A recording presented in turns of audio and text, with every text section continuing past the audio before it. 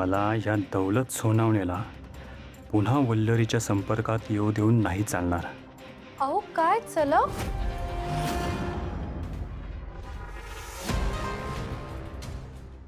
कसं वाटलं सरप्राईज? नाही, मी तुमचीच वाट बघतेय. तुम्ही येणार म्हणून मी थांबले होते. काय झालं? अगं काय तू, मी हे मोबाईल आणि पर्स घेऊनच येत होतो. चल चल आपण मी दोघे सांगत होते मी आवरून येते तर. चला. बाबा लागला का फोन? नाही ना ग, वल्लरीताईंचा फोनच लागेना. या भयान अंधारातनं त्याच आपल्याला वाट दाखवणार होत्या, पण त्यांनी पण आपली साथ सोडली बहुतेक. बाबा असं नका ना म्हणू. वल्लरी मॅडमनी पाठ फिरवली तर मग आपल्याला मदत कोण करणार? आपल्याला न्याय कोण मिळवून देणार?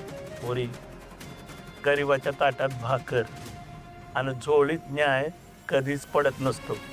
बरोबर आहे तुमचं. वल्लरी मॅडमनं आपल्या दुःखाची काहीच पडलेली नाही, म्हणून तर त्या कधी आपल्याला नानावटी सरांचा उंबरठा झिजवायला पाठवतात तर कधी. रडू नका पोरी, रडू नका. आपल्याला न्याय मिळणार. करता करविता तोच आहे.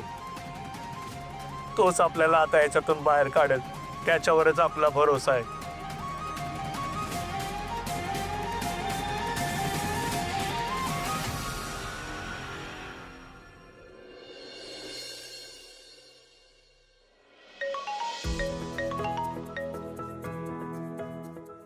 हॅलो, बोला प्रेरणाताई.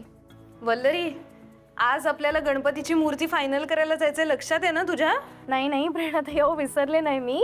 आज आपण मूर्ती बुक करायला जाऊच यार, पण सोबत डेकोरेशनची काही आयडिया आहे का तुमच्या डोक्यामध्ये? म्हणजे मखर वगैरे सजवायचं आहे ना आपल्याला. काय ना, मी खूप एक्साइटेड आहे. हो, सगळंच करावं लागेल. केवढा तो उत्साह वल्लरी. हो, उत्साह नसणार तर काय असणार. हो, ह्या वर्षी पहिल्यांदाच माझ्या नवीन घरात गणपती बसणार आहेत. मुंबईत आल्यानंतर मी पहिल्यांदाच एवढा मोठा गणेशोत्सव पाहिलाय हो. सगळ्यांचे देखावे किती सुंदर असतात नाही. तेव्हापासून मी ठरवलंय मला सुद्धा आपल्या गणपतीसाठी काहीतरी सुंदर देखावा करायचा आहे. चालेल ना, आयडिया मस्त आहे. पण स्पेसिफिक काही आहे का तुझ्या डोक्यात? म्हणजे मला एक्झॅक्ट नाही सांगता येणार, पण एक आयडिया आहे माझ्या डोक्यात. म्हणजे बघा ना, आपल्या भारतातल्या अशा स्त्रिया ज्या प्रेरणा देऊन जातात, त्या स्त्रियांचे आपण फोटोज किंवा कटआउट्स लावून त्यांची माहिती दिली तर. म्हणजे बघा ना, आपल्या आनंदीबाई झाल्या, सावित्रीबाई फुले झाल्या, जिजामाता झाल्या, रमाबाई झाल्या, अशा स्त्रियांचे आपण जर का कटआउट्स लावून त्यांची माहिती देऊन आपला देखावा सुंदर केला तर काय वाटतं तुम्हाला? वा वल्लरी, एक्झॅक्ट सांगता येणार नाही असं म्हणता म्हणता खूप छान कल्पना सुचवलीस गो. हे पण खरं सांगू का, ही अशी कल्पना ना फक्त तुलाच सुचू शकते, कारण तू ग्रेट आहेस. पण माझ्याकडे एक कल्पना आहे. त्या सगळ्या ज्या खूप खूप ग्रेट स्त्रिया आहेत ना, त्यांचे फोटोज आपण लावणार आहोत, त्याच्याच बरोबरीने तुझाही फोटो लावूया आपण देखाव्यात, कारण तू आम्हा सगळ्या जणींचे इन्स्पिरेशन आहेस. ग्रेट आहेस तू. माय व प्रेरणाताई, काय होतो मी? एवढं काही मोठं काम नाही केलंय मी. तुम्ही जरा अति कौतुक करता माझं. अशी कशी मोठी नाहीयेस? मला काय वाटतं माहितीये, जी स्त्री एक स्वप्न बघते आणि ते स्वप्न पूर्ण करण्यासाठी अहोरात्र मेहनत घेते ना, ती प्रत्येक स्त्री ग्रेट आहे. आणि तशीच तू आहेस. त्याच्यामुळे त्या देखाव्यात तुझाही फोटो असलाच पाहिजे. अगदी बरोबर बोललात तुम्ही प्रेरणाताई. पण एक गोष्ट सांगू का, असंच असेल ना तर तेजाताई, श्वेताताई, मिठूताई आणि तुम्हा सगळ्यांचाच फोटो सुद्धा या देखाव्यामध्ये लावायला हवा. तुम्हाला आठवतंय का प्रेरणाताई, हे असले काही विषय असले किंवा फेस्टिवल्स असले की आपल्या श्वेताताई, त्यांचा उत्साह किती वेगळाच असायचा नाही? सगळ्यामध्ये पुढे असायच्या त्या. पण आता बघा ना, अशा गायब झाल्यात की आपल्याला काही कॉन्टॅक्टच करत नाही. कुठल्याच प्रोग्रामला नसतात त्या हल्ली. मी काय म्हणते, आपण त्यांना जाऊन भेटायचं का? चालेल.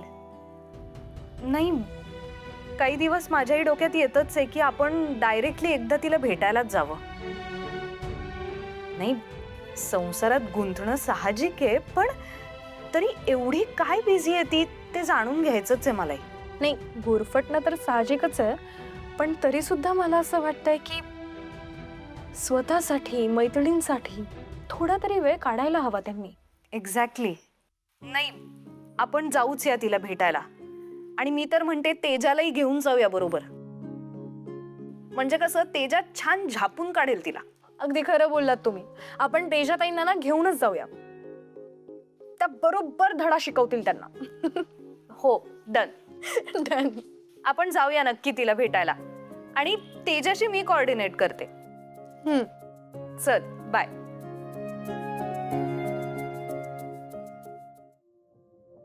चल येतो ग. अहो थांबा, पोहे केलेत तुमच्यासाठी, नाश्ता करून जा. अगं ऑफिसला पोचून करेन मी, उशीर होतोय मला. नाही, बसा. अगं तुम्हाला आवडतात म्हणून पोहे केलेत मी. बसा, आधी खाऊन जा. बसा. हो हो हो बसतो. आणि हा तुमचा टिफिन, वेळेवर खा. खाऊन सांगा कसे झाले. काय बायकोने जर स्वतःच्या हाताने प्रेमाने भरवलं तरच खाय. काय अहो, लहान आहात का तुम्ही? खाऊन घ्या. ठीक आहे, जाऊ दे मग. थांबा, काय करताय तुम्ही? बरं ठीक आहे, भरवते. तुम्ही पण ना लहान झालात एकदम. हे घ्या. कसे झाल्यात? उत्तम. हे घ्या.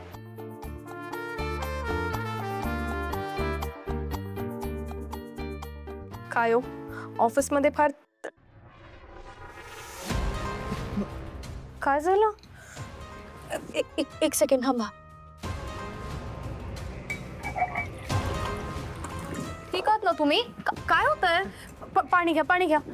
बरं बघा, एवढं घाम का आलंय तुम्हाला? बरं वाटतंय ना तुम्हाला? ठीक आहात ना?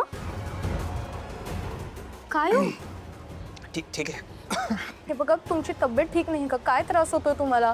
मला खरंच कळते. तुम्हाला एकतर खूप घाम आलाय आधीच. आपण डॉक्टरांकडे जाऊयात का? बोलू काय नाही झालं मला. ठीक आहे. हो, काही नाही. काय केवढा घाम आलाय तुम्हाला? हे बघा, मी सांगते तुम्हाला, आपण डॉक्टरांकडे जाऊया. प्लीज ऐका माझं. ठीक आहे. ठीक आहे. अचानक तुम्ही जरा फोन ठेवता का बाजूला? काय चाललंय तुमचं? एकतर बरं नाही वाटत आहे, त्यात खाण्याकडे लक्ष नाहीये तुमचं. काम कामाच्या वेळेला करा आणि खायच्या वेळेला खाऊन घ्या आधी. बोलू, महत्वाचा कॉल आहे, घ्यावा लागेल मला. ऐका ना, मला माहितीये महत्वाचा कॉल आहे, पण तरी सुद्धा आता ना तुम्हाला खरंच ब्रेकची गरज आहे. तुम्ही काम आणि पर्सनल लाईफ खरंच डिफरन्शिएट करू शकत नाही आहात. बोलू, ऐक ना.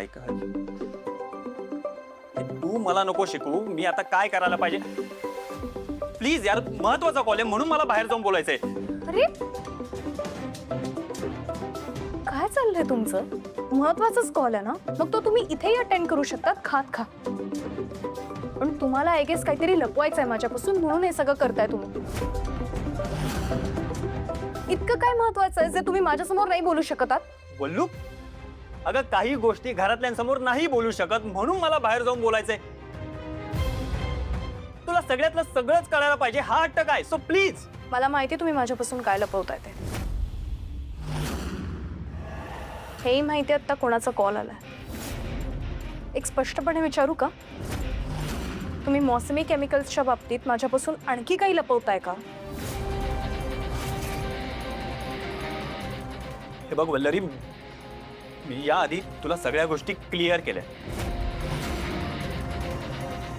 मी काही चुकीचं केलेलं नाहीये, तरी सुद्धा तू संशय का घेते? पुन्हा तेच तेच तेच.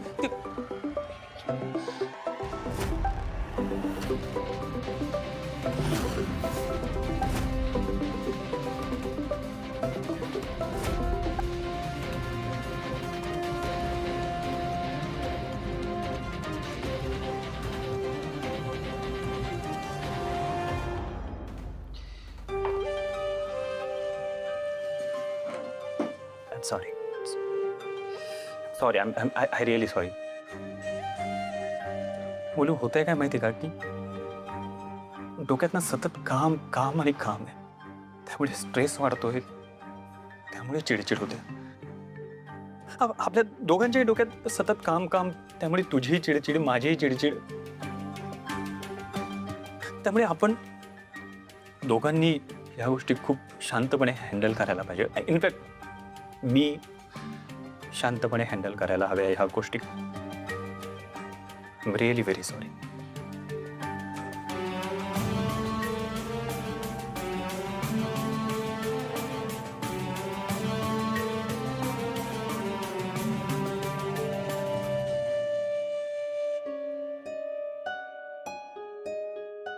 सॉरी.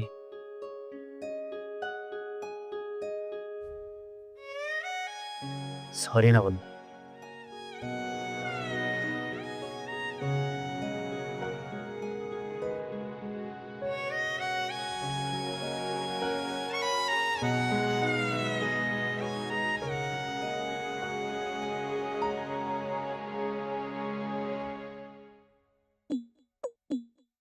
ठरवतेस ना?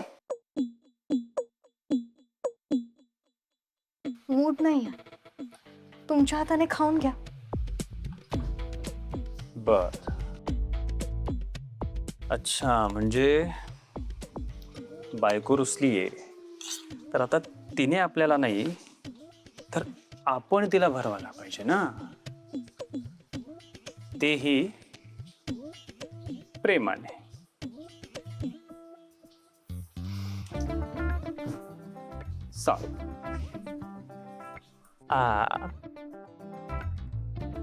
कसे झाले?